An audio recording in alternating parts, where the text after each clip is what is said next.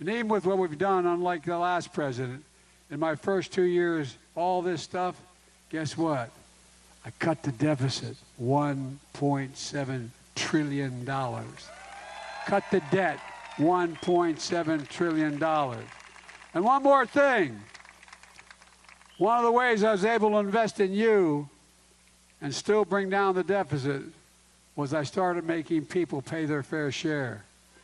55 of the, you may remember hearing me say this for the longest time, 55 of the largest corporations in America, the Fortune 500, paid zero in federal taxes, making $40 billion. They paid zero. Well, guess what? It's not fair if I changed it. Now they're paying a minimum of 15% paying for all this stuff. By the way, how many of you think the tax code is fair? You got it, man. You know, the idea that there are over 1,000 billionaires, not million, billionaires in America.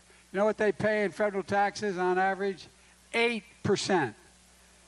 How many of you want to, if I had a deal, said, okay, no matter what you do, you only have to pay 8%, raise your hand. You'd take it in a heartbeat, right? Well, they pay a lower rate than you, than teachers, firefighters, and probably anyone in this parking lot. It's time we get paid, they paid at least a minimum tax. The bottom line is this, you pay enough. It's time for big corporations, the very wealthy, to start paying their fair share.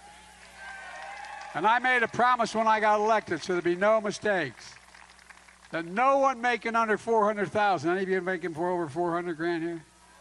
No one making under $400,000 to see the federal taxes go up a single penny, so I couldn't be used the malarkey that they say I'm raising taxes on middle-class people.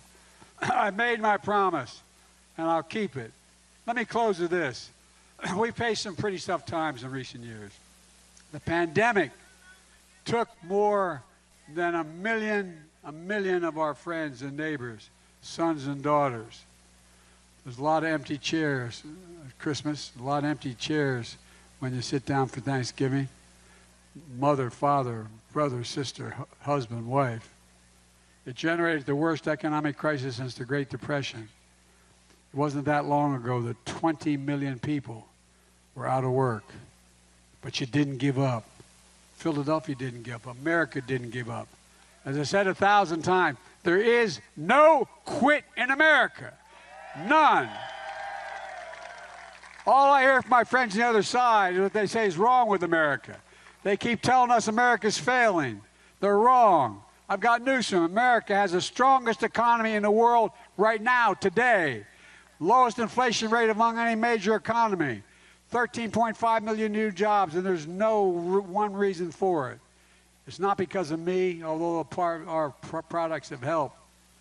Not just the Democratic Party, it's you. I mean it sincerely. Not a joke. It's the American people. Your grit, determination, you never quit. Whatever we set our mind to as a country, think about this. Any goal we've ever set, we've never failed to accomplish. That's not going to change now. America isn't failing. America's winning. And the rest of the world knows it. That's why our friends and allies are looking to us. Look, I'm proud of the historic legislation my administration passed, a lot of which wouldn't have happened without so much that affects you without you. You passed the PACT Act, one of the most significant laws ever signed for veterans exposed to toxic metals and their families. You know, I have a saying I've used my whole career. We have only one truly sacred obligation, to equip those we send into harm's way and care for them and their families when they come home and when they don't come home as well. It was part of my agenda in the State of the Union. How many of you here are veterans? Raise your hand. A lot of veterans here. Well, that obligation is sacred, to prepare and equip you all and to deal with you when you come home. Folks, we've taken the right steps not only to get our economy moving again, but to build to the future.